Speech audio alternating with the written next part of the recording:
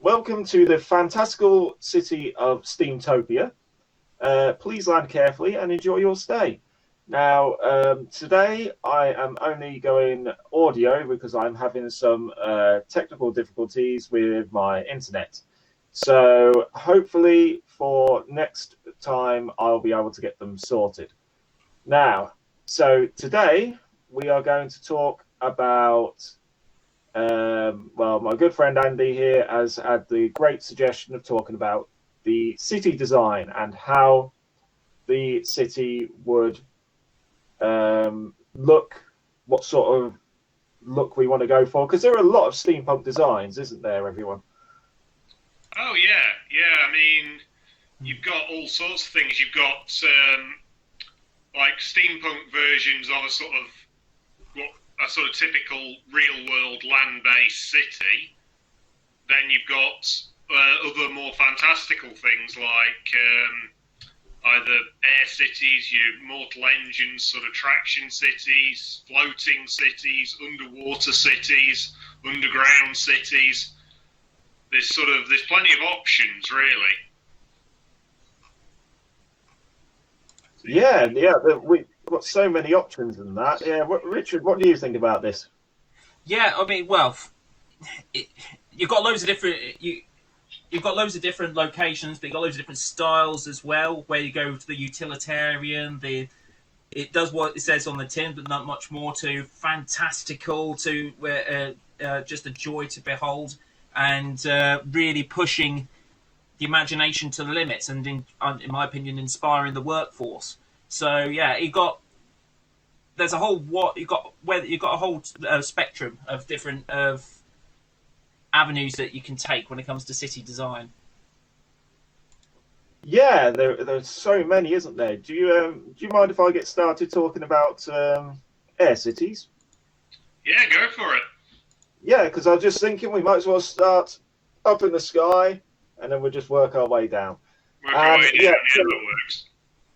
Yeah, so I think first we should talk about air cities, because in the steampunk world there are so many air cities out there, and so many different designs. So the first one that really strikes my mind when I'm talking about them is Columbia from the game BioShock Infinite, which is just an amazing design of a city with just like loads of brick, traditional Victorian buildings, all being held together by cables and rails, and just being held up by balloons in the sky. And it's just such an. I mean, if anyone's ever played the start of BioShock Infinite, I mean, the first moment that you go into the city is absolutely beautiful. And in fact, I later on I will upload. There's got to be a video on YouTube of the first entering of Columbia, and I'll upload that onto our page for those of our listeners that haven't played BioShock Infinite, because I know all of our listeners don't play video games. Not everyone in the world does. So, I mean, like, there are pros and cons. I mean, like, the massive pro is that you don't really get attacked. You can't have anyone come in and really raid the city from the ground. They can't bring in a land army. They'd have to bring an airship army. That's a good pro. Another pro, I suppose the air would be a lot healthier, because obviously, you've got all the ground cities and that creating a lot of pollution or stuff like that. They're above the cloud line, above the pollution line. It should be very, well, the air should be a lot cleaner, I should imagine. But then again, they could also be cons. So getting hold of the actual helium or hydrogen or whatever we're using to keep the cities afloat must be expensive and difficult to do. Unless you work on the vacuum airship concept. Can you explain a bit about that, actually? Because I don't know much about the vacuum. Basically, it was a theoretical concept that never went anywhere, basically because the vessel to contain the vacuum would be heavier, would massively offset the weight saving. But in theory, the most efficient airship would be a complete full vacuum enclosed in a vessel. All right. And the thing with that is if you talk about from an airship point of view, you've got the advantage that instead of having to have sort of ballast and that to raise and lower and releasing gas, you essentially just have a vacuum pump and make the vacuum more or less perfect to raise or lower the airship. That's an interesting idea. I've never heard of that before, so that's quite interesting to learn about. So another idea would be in some films and games and books and stuff like that, they have cities where they're built on essentially a piece of land, but then underneath the land is consisted of a lot of heavily metal. And then underneath there is a very large, magnetic field, which then lifts the city up into the air. I can't remember. Well, they do it in Ruby, the online anime that me and my brother really love. So you talk about maglev, but for a city. Yes, that would be an interesting. What would you have? Would you have essentially? So you've got a naturally occurring magnetic anomaly in the ground, and then you're putting an opposing electromagnet in the city, essentially. Yeah, and then what they do mostly is have massive chains hanging off the sides of the cities, to keep it in place. Yeah. That's an interesting one. Yeah, the other option would be to put it over a natural source of hot air, so sort of over in a volcanic region. And then you channel that hot air up into essentially a giant hot air balloon. That's not a bad idea. The only problem with that is you'd get a lot of ash coming up and stuff like that, wouldn't you? There'd be a lot of air pollution, and also the heat would be an interesting problem. But then again, you could also channel in the heat. You know, you'd never have a heating problem because you could channel the heat into piping. And it is cool. It is cooler the higher you go. Yeah, that is true. But you could channel it into piping. You could use it for heating. You could essentially turn the whole city into one large steam engine, because you could have the volcano literally powering every single piston in the city. Yeah, because you could work on sort of your ground source heat pump type principle to intensify that heat to raise steam. Yeah, that's an interesting idea, actually. But the only problem you've got is what happens if it erupts. If it stays at a constant output and it never ever erupts, you're fine. I think you'd have to be over something that's stable, a bit like sort of your ones at Yellowstone. Well, that's a super volcano, isn't it? That's no, I mean there are others. There's like some of your Icelandic ones that are just sort of constantly spewing heat and ash. Mm. That sounds like a problem for the future residents of the city. Yeah. That's a rather short-sighted approach. Steamtopia has a expiry date of 1 generation. Yeah. What's wrong with that? Yeah, it's like... You're right. Yeah. So that's an interesting idea. So another design that they used recently was in Mortal Engines, which came out. Was it last year or was it the year before that Mortal Engines came out? Back end of the year before. Yeah, that's it. So they had the city in there called Airhaven, which was, again, it was a massive collection of hydrogen air balloons, I believe. And sorry, spoiler alert, judging by the way it went up at the end, yes. Yeah, if you haven't watched Mortal Engines, just put your fingers in your ears now and go la la la la la la la la la la. Because spoiler alert for anyone. All right, so do a spoiler alert now, and 5, 4, 3, 2, 1. Basically, the hydrogen go boom. Somebody comes along and the city goes boom. There's signs everywhere saying "Do not smoke," "Do not create a spark," and that everything is insulated. Even the light bulbs are insulated, aren't they? It's just, and then there's a massive fire and it goes down. Not gonna lie, it seems like that was a bad idea from the start. Yeah, if you're still here and you're angry at me for explaining that, I did give you a warning.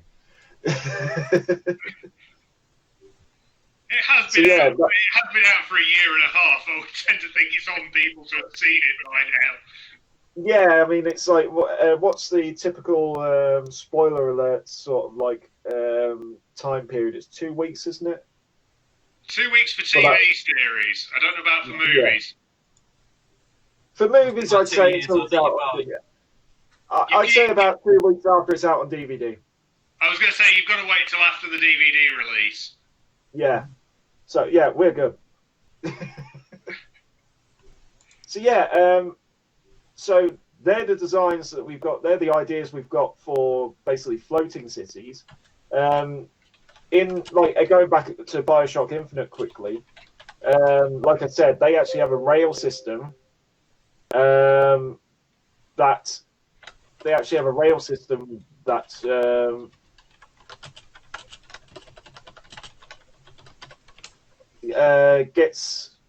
connects the cities. Sorry, I just got a message, everyone.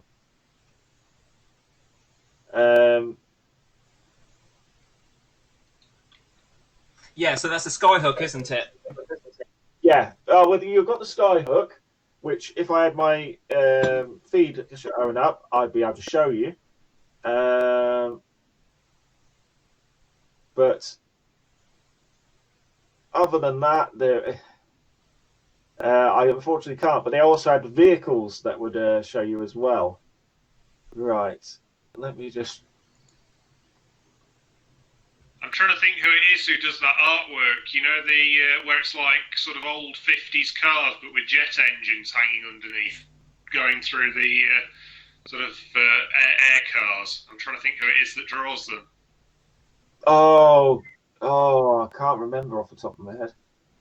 Where they've sort of got like a jet engine underneath, and then like loads of pipes and wires hanging alongside it, and then like a sort of classic 50s American car on the top. Yeah, that's a really cool idea. Actually, I do like that design. I want to make a model of one. It's another thing on the list. How's that list going? Yeah, I'd like to make a model of one time. It's, despite being in lockdown, it's not getting any shorter. Yeah, my list keeps on growing of stuff I want to make and stuff that I've been putting off for years. And I must admit, we are being really, really creative, aren't we? Through this, I mean, I've just seen one of my favorite bands has released another quarantine song, where basically they've all recorded it in their homes, and then one of them's mixed it together, and they've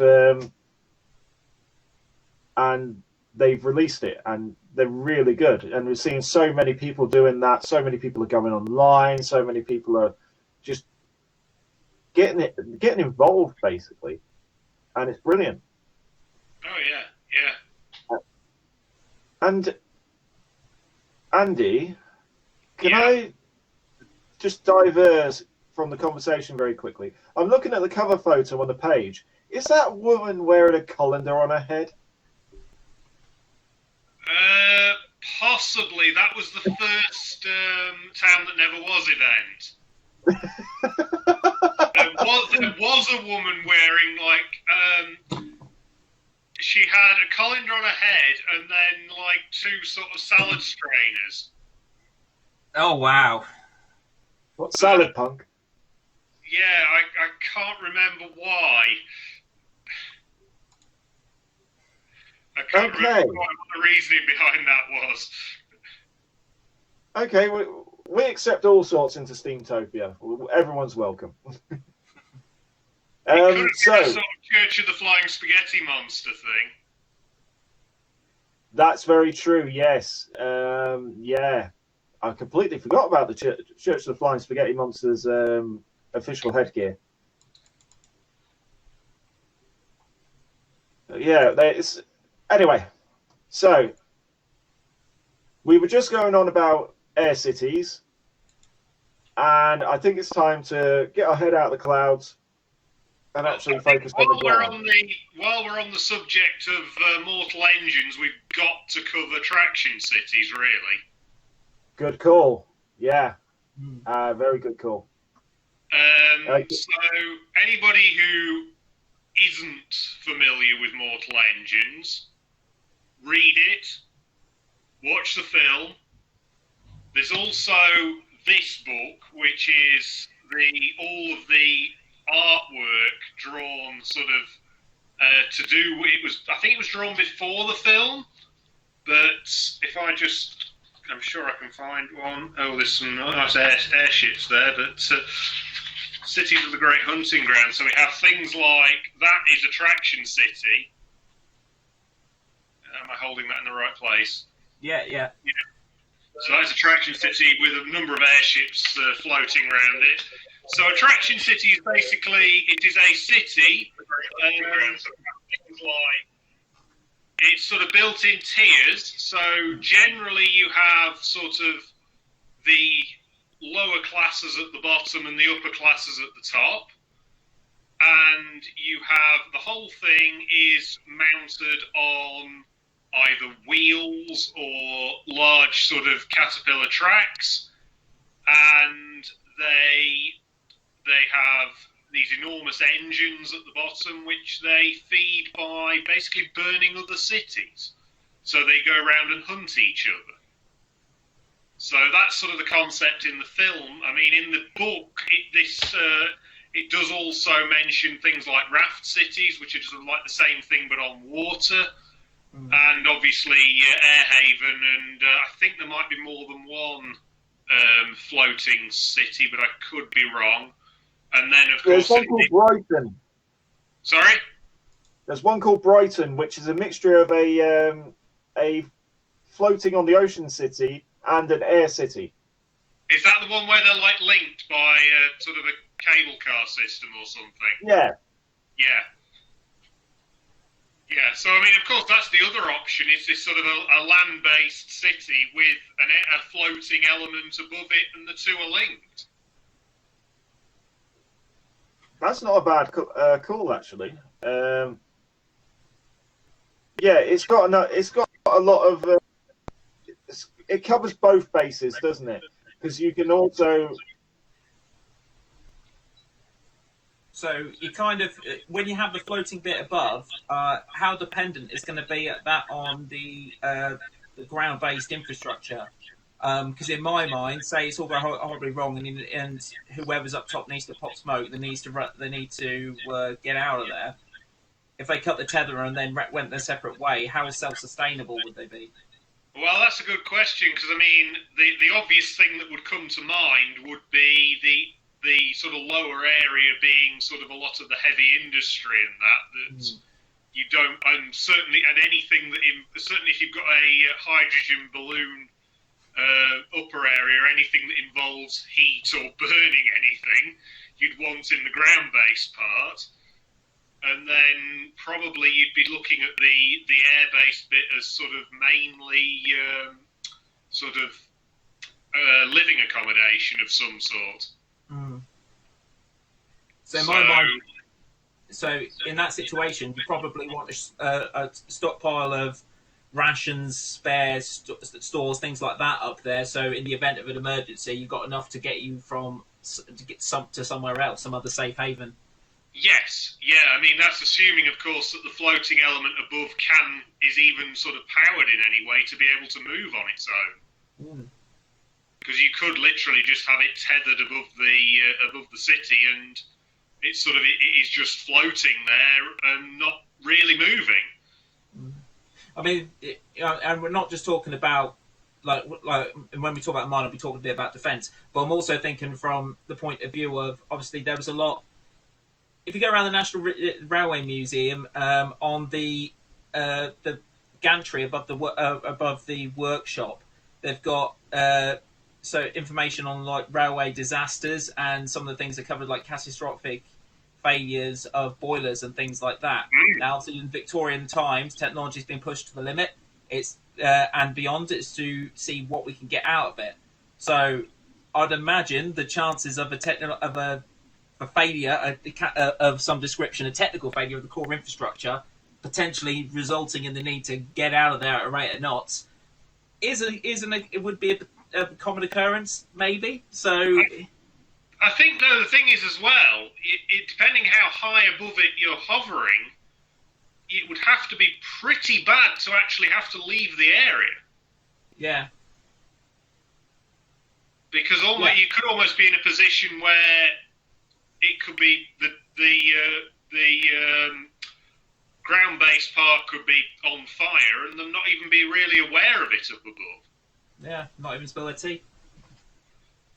So I think and then of course there's a case of what if it happened the other way around? If you're worrying about sort of attack, if your airship pirates or whatever land on the upper part. Do you have a way of cutting that free from the lower part? Seems like a good idea, but also if it's going to be hydrogen holding it up there, then there's a risk of it going up. Surely, if it looks like that's going to happen, then you're going to need some way of either severing it to getting it like launched off to one side, or if it's coming down, some sort of protection. Yeah. Exactly. Yeah.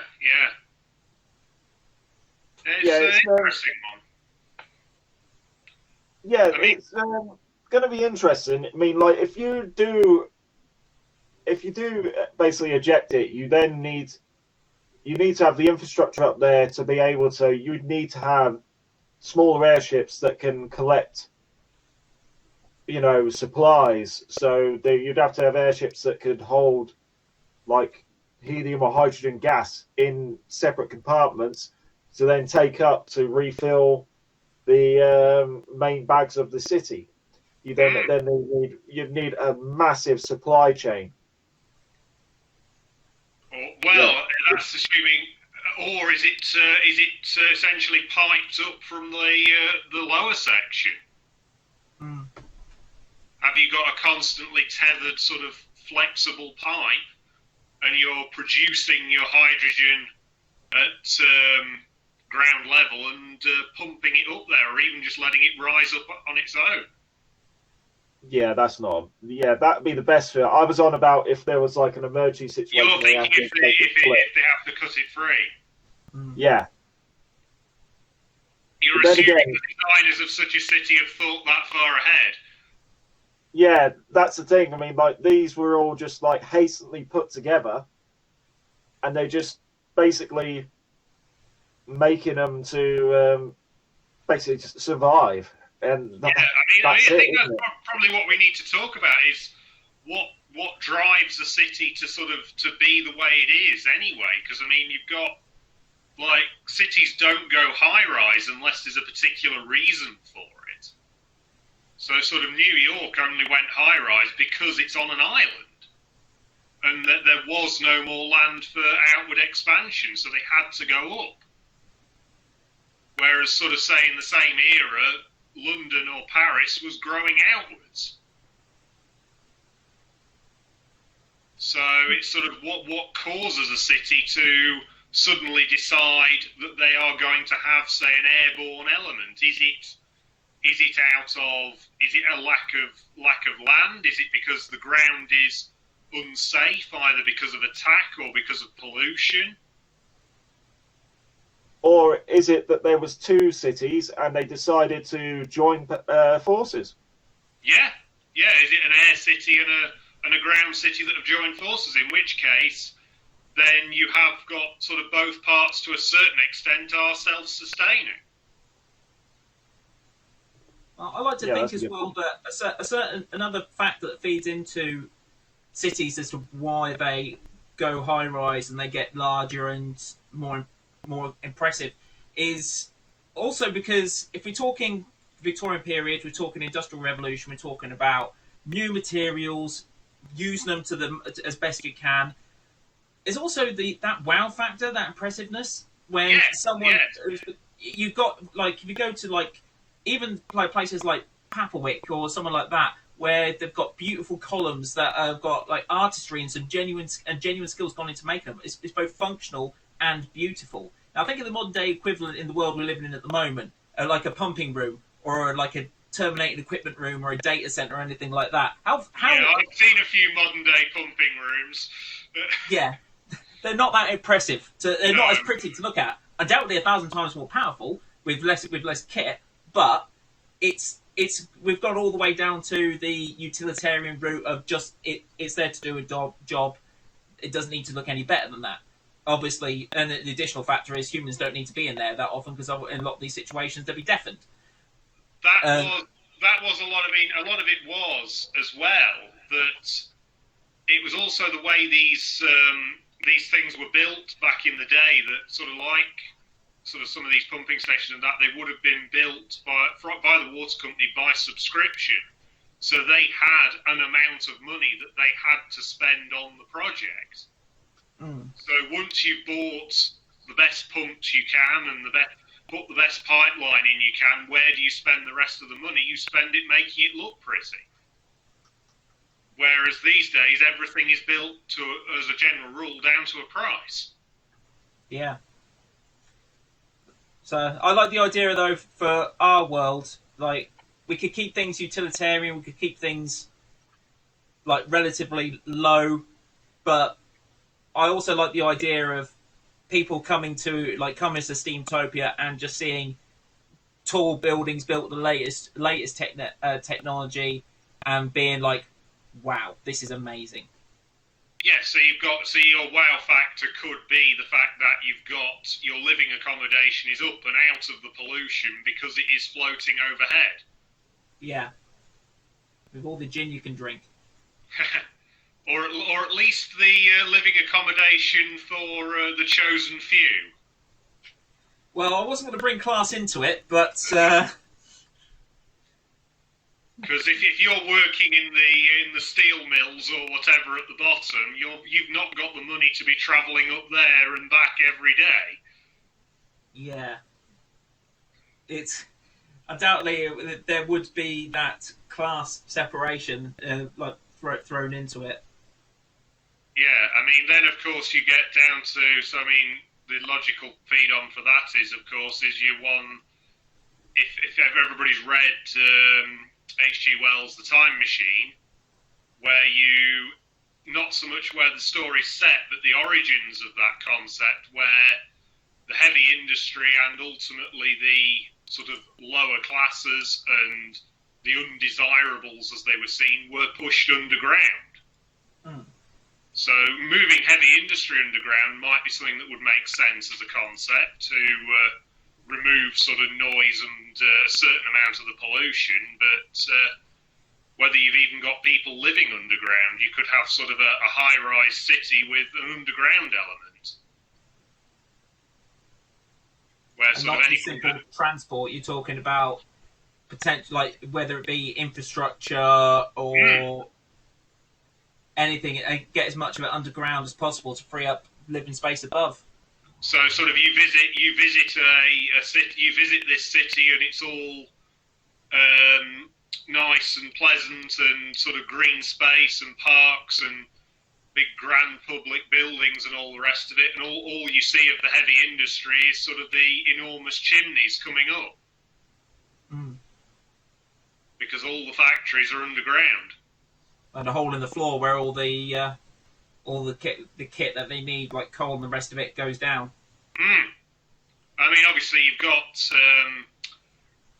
It's interesting because there is actually, and I can't remember the name of the city. There is a real world example of a city that has a large underground element, which is there's one. It was kind of almost created by accident. It's somewhere in South America, where they had a city that was sinking. So a decision was made that they were just going to elevate all the streets to first floor level. Except that there is still like an underground element that is still in use to a certain extent. That's one way to deal with it. But, and then of course you've got obviously just the basics of it, just like, your London Underground, just underground transport infrastructure. So you could have anything from vast parts of the city underground to just sort of underground transport or underground infrastructure. But I think Richard, you've got a bit more to say about underground cities, haven't you?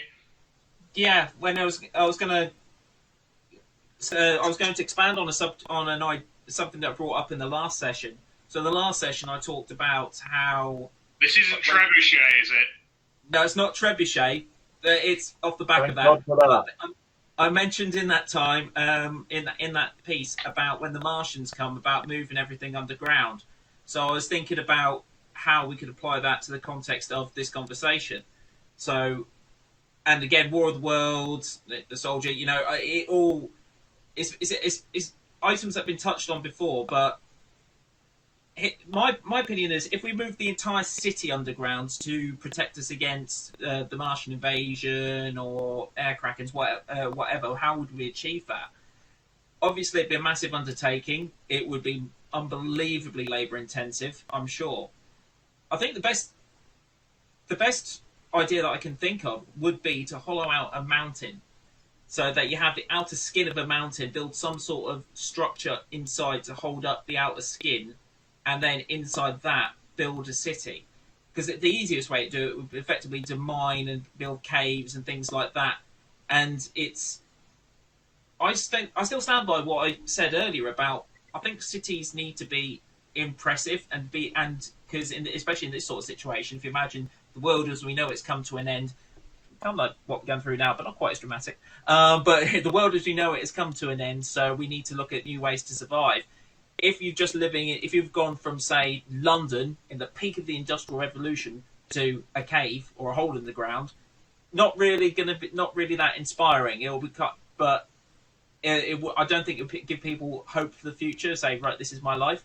If you go into some cavern and then have there's basically a city underground, massive structures, all sorts of technology, keeping things ticking over. I kind of feel like, okay, it gives people hope that the life that they knew before was not is not totally gone. It's still a potential. And actually, in the book, if anyone's got some time for some reading, World War Z, great book. The film with Brad Pitt is really nothing like it, but it's in my opinion. But I can see where they were trying to get at. But the book is really, really good, and it touches on the subject where a lot of people felt it had the dramatic change of the world basically ending from the zombie apocalypse. It touches on the idea of people going from one day having a job, career, and all that sort, and going straight into that world leads to hopelessness, and it affects people in a lot of ways when it comes to mental health. So potentially, if you go from that situation of a life of everything you want to nothing, it can lead to that hopelessness. So I think it might not look like it, but having these massive structures that look like the world they've just left behind is potentially a good thing from that point of view.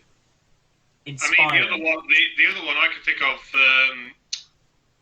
is in The Matrix, your Free City of Zion. That's many years after that's been developed, sort of thing. So that's a well-developed sort of underground city. Yeah, and that's a good example because it's very functional, but it's also got the caverns at the bottom for worship, things like that. So actually, the big party cavern that they have. Oh, the orgy den. That's the one. Yeah. Sign me up. I'll go. Another option. Right, you suggested hollowing out a mountain, and that would take a lot of infrastructure, a lot of time. What about if you use a ravine?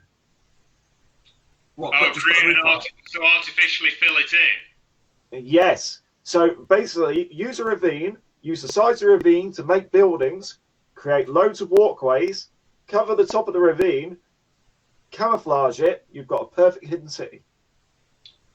Have you seen I can't remember what era. It's sort of prehistoric. Mesa Verde in the US. I know of it. It's like it's large sort of caverns along the side of a ravine. With it would be more. I mean, it'd be more sort of town size. You'd think of it. I've seen it now. But so you could sort of take that concept to the next level. You roof in the ravine sort of in iron and steel, backfill soil over the top of it, and you've got your perfect hidden underground city. Yeah, that's a lot easier situation. And also you could build, I think with that you might be able to build it a lot quicker. Yeah, because you wouldn't have to actually do any digging. No, that's a really good idea. I think it's a much quicker and easier way. Not to mention, these ravines are often made by water cutting through the land over time. So there's a better than even odds that there's a river at the bottom. So actually, you've got a water supply. Yeah. And also, the other thing is sort of whether you could. You're saying a ravine as though you've got quite a small area. Whether you could almost roof in a sort of a small valley, sort of like one of your sort of steep-sided Welsh valleys. So I was thinking of something like that. I was thinking like the designs. You get a lot of massive ravines in the game of Minecraft. I know it's really fantasy out there. It's not really real, but it's quite good.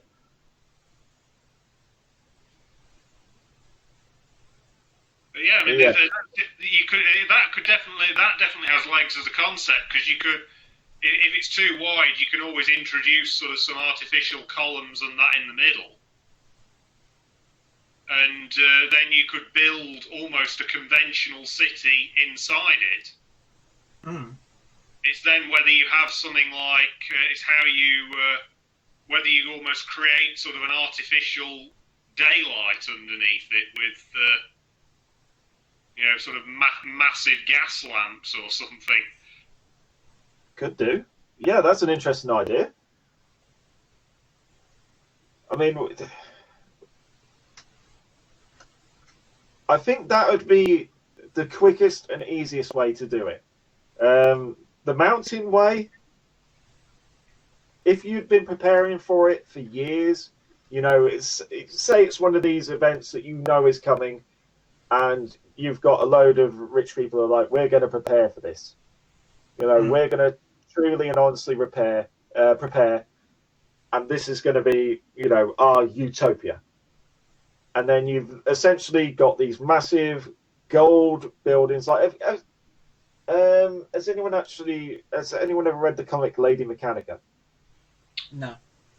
All right. So they have this massive, like, gold, like, awesome steampunk city.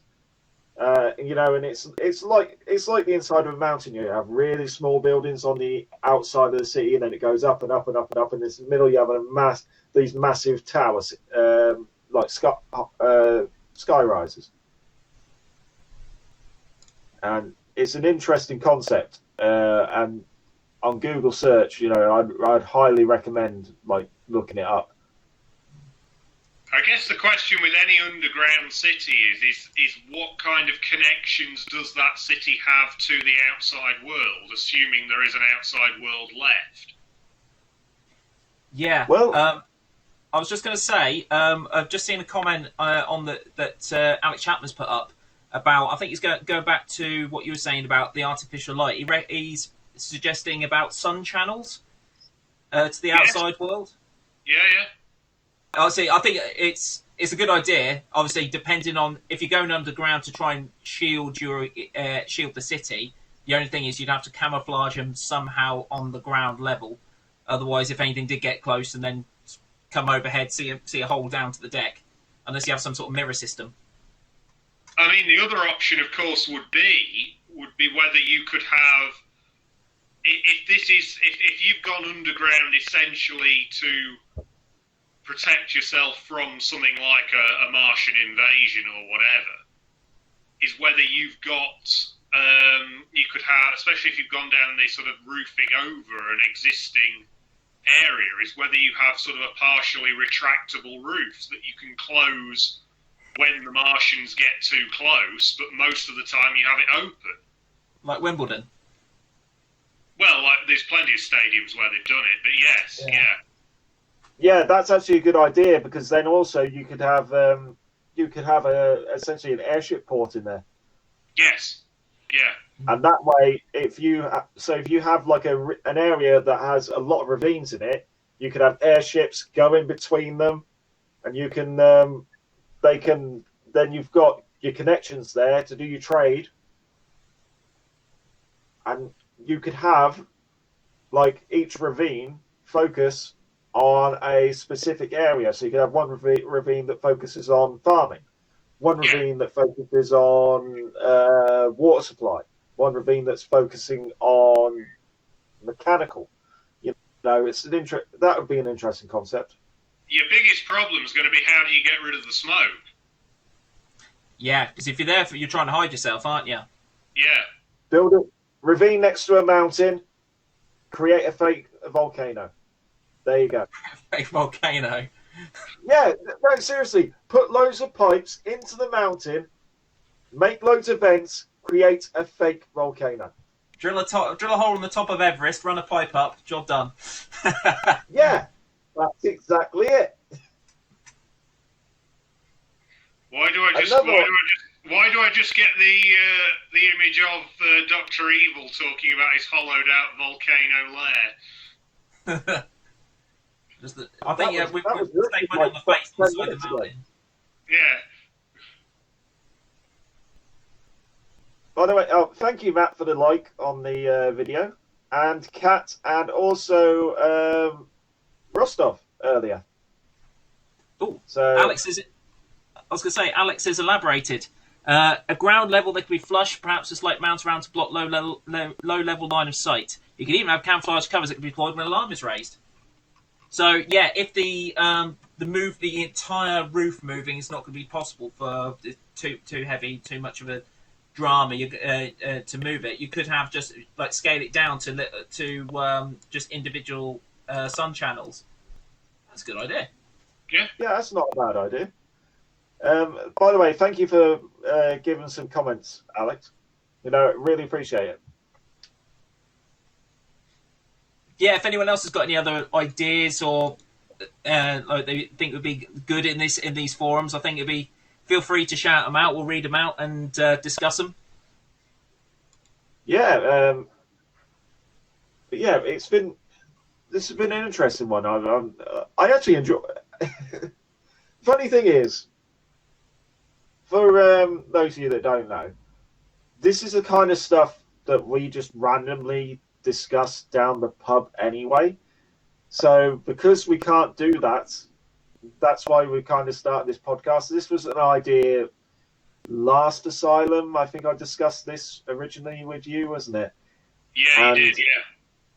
Yeah, this is now, it's taken, the whole world basically being locked in the house to actually get it to start. And eventually, hopefully this week, I'm going to actually look at. Well, sorry, next week, I'm actually going to look at trying to get these made into a proper podcast that you'll be able to download onto whatever you want. Do people still download them onto iPods? I do not know. I don't think anybody still uses iPods. Actually, no. There's a YouTuber I follow called DankPods Pro who does some amazing stuff with iPods. And is he the guy who made the 1 terabyte iPod? Yeah, and he's just done a 2 terabyte one. It was very interesting. Why? Why not? Fair enough. He literally put everything on his computer on it, and it still had 890 gig left on it.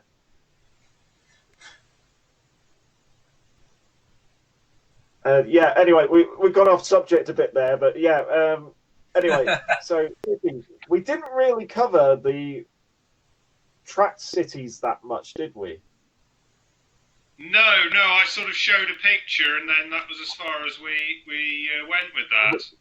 We got a bit distracted by the part floating, part ground-based, yeah. Part air-rise cities, didn't we? So the track cities are a good idea because you can obviously move about. You can if you're in trouble, you can easily move away.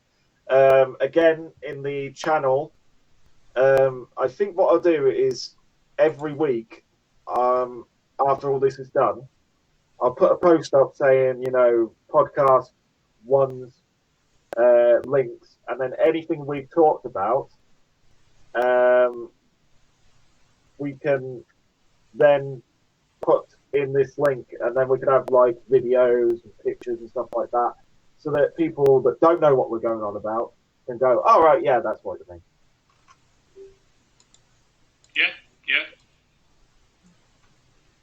Yeah. So that'll hopefully be done.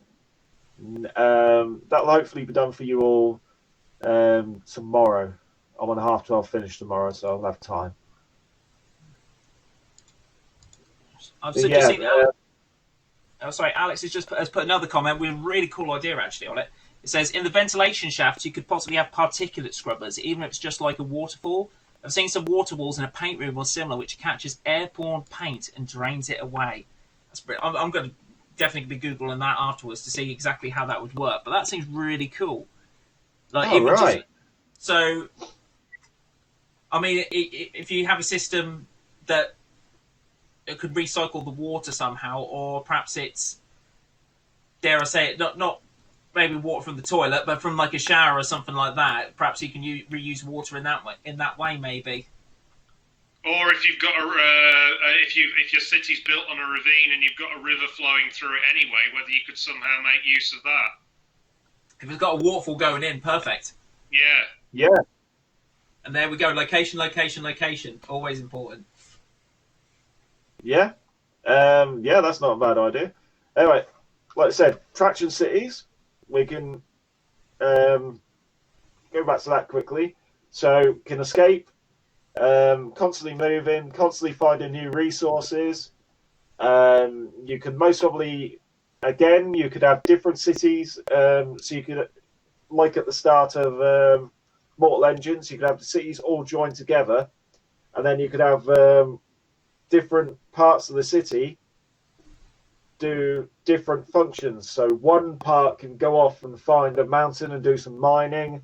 One part can go off and find a water supply, and then one part can focus on, could have like, but it could basically create farms behind it, and then it could stay in that area and just like constantly move backwards and forwards, and just have like crops, which is just like, so basically it'll move over it, create a field, move back, and then it'll water it, lay down seed, and then it can stay there for however long it needs to stay there.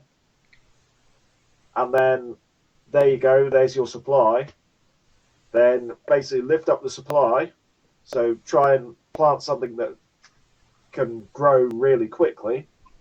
Lift up the supply, move on to another area. Yeah, yeah. I think the biggest challenge I think would face with any movable city is how does it not shake itself to death? It'd be, you know, I think that's the that'd be the big challenge. Yeah, I mean, it is kind of talked about certainly in the Mortal Engines book about there being constant vibrations and damage to buildings and things. Yeah, let's use a lot of shock absorbers very tactically. I think they basically work on the concept of being... Sorry? Have an army of guys and women going round with wrenches at all times. I mean, they don't do anything. They just walk around with a wrench. I think they... Yeah, it's just like, oh, tighten up. But... I think they rely on the principle of being heavy enough to flatten out sort of most of the terrain in front of them.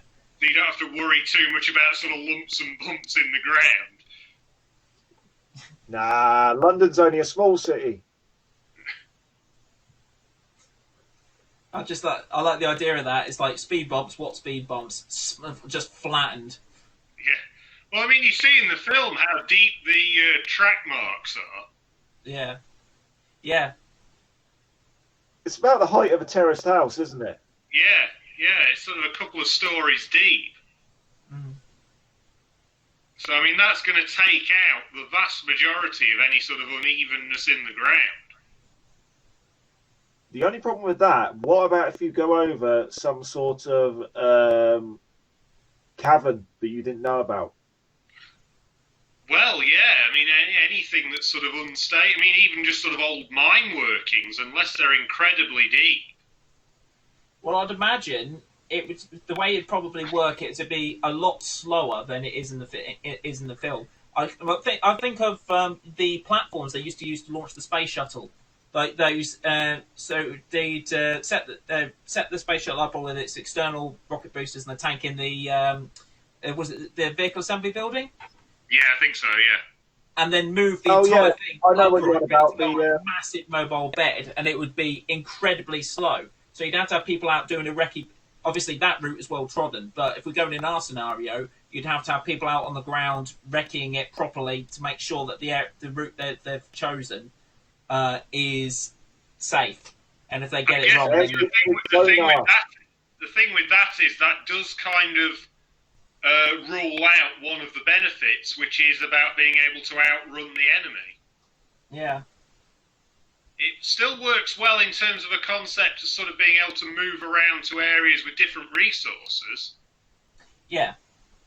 The other thing that just came to mind then, Richard, with you talking about the vehicle assembly building, is there's the fact about that is about how the building has its own weather systems because of how tall it is and how big it is.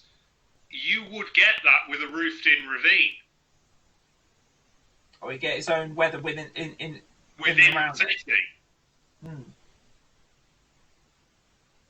Yeah, actually, one thing you could do to cover the whole, problem with, there being uneven ground or unstable ground, you could have airships that have sonar on them, basically pinging the ground, and they can, if you're setting up somewhere for a few days, they can find a suitable route and they can go, all right, you have to go out this way if there's an emergency. Yeah. Yeah. And also, going back to those rocket transporters, you know that they don't have any plans for those anymore, and nobody knows how to make them again, so they can't actually get rid of them because they don't know how to remake them. That would sound about right. Yeah. Imagine you could transport one of them. That would actually be a problem with, like, these moving cities. Would be that you'd most probably see. I mean, I bet you in like Mortal Engines, nobody knows how to like build a brand new city. I bet you that's he's talked about. Certainly, he's talked about in this book I've got here about how they sort of they cannibalise engines and things from other cities because nobody can make them anymore. So yeah, that's like I said. So that was a good way of me connecting in that tangent there from what we're talking about. So there we go. Well, actually, if you read is it news from I think it's Robert Llewellyn, otherwise known as Crichton from the Red Dwarf series, he's wrote a series of books. News from the Squares, I think it's News from the Squares. It's an News interesting from concept. Gardenia. Yeah, is that the first one?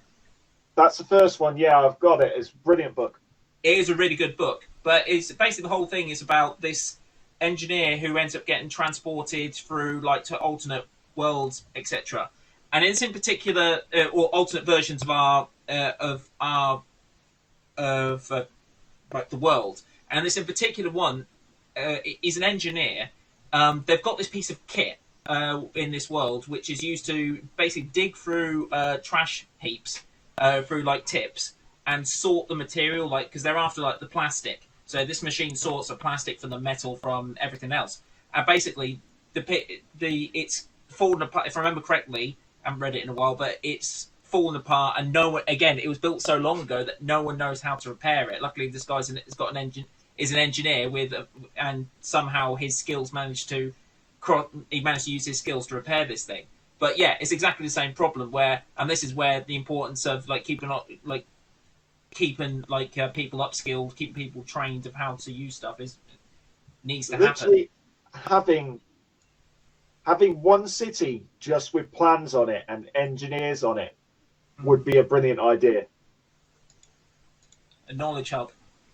The other thing when we talk about the concept of, I mean, obviously your shuttle moving machine is they have, certainly it's a thing that's done in America, is they can move houses. There's a company here called ALE Heavy Lift, and they move buildings. They're incredibly I've seen that a lot. But they have wheeled trailers driven by hydraulic motors, and they jack up a building, roll these trailers underneath, lower it back down again, and then move it. So they'll use it to sort of move. Sometimes they use it for things like where they need to build a bridge off site. So if they're building a bridge, like to put over a motorway or something, they'll build it to the side, roll this underneath, and then roll it into position in one night. But the technology does exist to be able to essentially lift a building. It's just scaling it up to a city. Yeah. But again, you're talking of a very much a predetermined route where you know there is no issues with the ground underneath. It's going to be a very difficult task. I certainly don't think sort of the cities running at speed and making minute by minute decisions on their route could really take place. Not without some top-notch, understanding of the terrain that you're on. Because I mean, these sort of weights and cities you're talking about, it's not just sort of collapsing ground. You know, if you go onto an area that's a bit marshy, you've had it. Yeah, you can dig in or whatever. You'd have to have sonar equipment in everything. You'd have to have, they'd have to have well-equipped sonar equipment in all of the cities, and also have the ability to have them in airships as well, so they can scout ahead, essentially. Yeah, you'd have to have airship scouts. Yeah, you do mean ground penetrating radar? Oh, yeah. Is radar sonar? Oof. I think it is sonar for penetrating in the ground, isn't it? Yeah, ground penetrating radar is like a thing that actually drags along the ground. Yeah. But I don't know if sonar can pick up what's underground. I'm not sure. Sorry, getting off topic a little bit here. Yeah. Well- just looking at the clock here, we're at pretty much 8:05. What kind of length were we aiming to get on these? I think that we should call it I think we should call it there. I think this would be a good time to call it because we've done about an hour. So thank you to everyone that has watched tonight, and obviously, hopefully, this can be available as a podcast soon. Thank you to my brother Richard. Thank you to my friend Andy for coming along and having another chat. Yeah. Let's. Are we doing it in 2 weeks again? Yeah, if you're up for it, we'll do it in 2 weeks again. Yeah, and communications next time. Yes. What you mean, communicating and talking about what we were doing beforehand, or actually talking about the communications within a city? Communications, well, within a city and between cities. Line one. Yeah, I have something very interesting that I'd like to show off. So I'd like to. Hopefully, I'll have my webcam working up and better by next time. Yeah, I have a few props to show as well next time. Excellent. Right. Well, thank you ever so much for everyone watching. If you are flying away after this, please be careful with your airships. And please be careful when you're leaving Steamtopia, and we hope to see you here again. All right. Thank you, everyone. Goodbye. Thank you. See ya.